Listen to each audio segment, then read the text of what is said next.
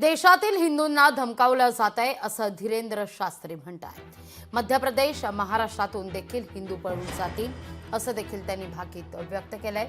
मुर्शिदाबाद हिंसाचारावर बागेश्वर बाबांचं हे वक्तव्य आहे।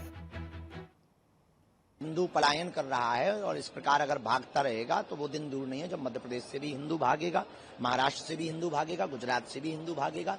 हिंदू डरा हुआ है और डराया जा रहा है, विशेष प्रायोजित तरीके से डराया जा रहा है। ये इस देश का दुर्भाग्य है, खास करके हिंदुओं का दुर्भाग्य, क्योंकि हिंदू न एकजुट है न जगा हुआ है, इसलिए ऐसा कृत्य हो रहा है।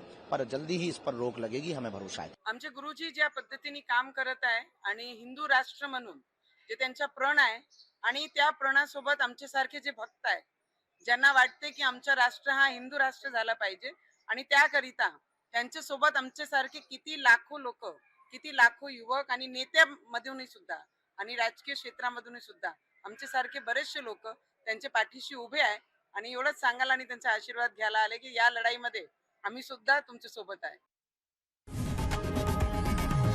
लोकशाही मराठी ऐका, पहा, जागरूक रहा।